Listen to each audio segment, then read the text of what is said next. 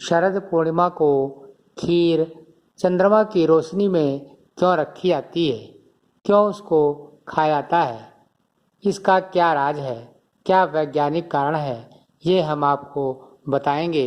ये जानने के लिए मेरे इस वीडियो में अंत तक बने रहिए। पूरी जानकारी आपको होगी कि चंद्रमा की रोशनी में रखी खीर क्यों खाई जाती है, क्यों कहा जाता है कि चंद्रमा से शरद पूर्णिमा के दिन अमृत वर्षा होती है। वास्तव में चंद्रमा औषधियों का स्वामी कहा जाता है। इस दिन अमृत वर्षा चंद्रमा से होती है। क्या इसका वैज्ञानिक कारण है?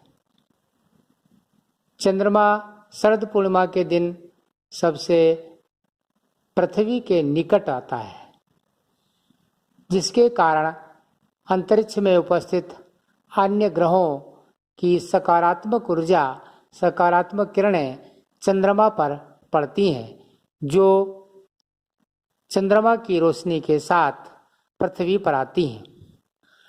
जैसे सूरज की रोशनी चंद्रमा से होकर पृथ्वी पर आती है, क्योंकि चंद्रमा का अपना कोई प्रकाश नहीं होता। इसी प्रकार से अन्य ग्रहों की रोशनी और सूर्य की रोशनी ये सब मिल करके पृथ्वी पर आती हैं शरद पूर्णिमा के दिन। तो उसका जो सकारात्मक प्रभाव है, उसकी जो सकारात्मक ऊर्जा है, वो पृथ्वी पर आती है, जिससे जो बहुत ही लाभदायक होती है, जो समस्त रोगों को नष्ट करने वाली, औषधियों को उत्पन्न करने वाली, औषधीय गुणों को उत्पन्न करने वाली होती है, जिसे खीर में अवशोषित कराकर उसका पान किया जाता है। अब बात आती है कि खीर ही क्यों रखी जाती है चंद्रमा की रोशनी में, और ऐसी कौन चीज़ है क्यों नहीं रखते, दाल चावल क्यों नहीं रखते, सब्जी क्यों नहीं रखते। खीर रखने का एक बहुत बड़ा वैज्ञानिक कारण है कि खीर में उपस्थित दूध में उपस्थित लैक्टिक एसिड और चावल, यह जो है सकारात्मक ऊर्जा, औषधीय गुणों को अवशोषित करने के लिए सबसे अधिक उपयुक्त होते हैं।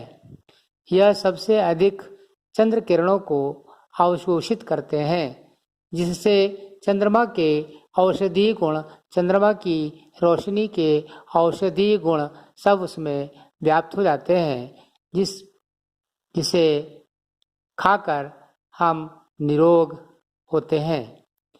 कहते हैं कि ज्येष्ठ, आषाढ़, सावन, भादौ में जो शरीर के अंदर पित्त संचित होता है, उसे शरद पूर्णिमा के खीर को खाकर नष्ट किया जाता है। इस प्रकार से हमारा शरीर बलिष्ठ होता है, उसमें रोग प्रतिरोधक क्षमता बढ़ती है। यह है उसका वैज्ञानिक महत्व।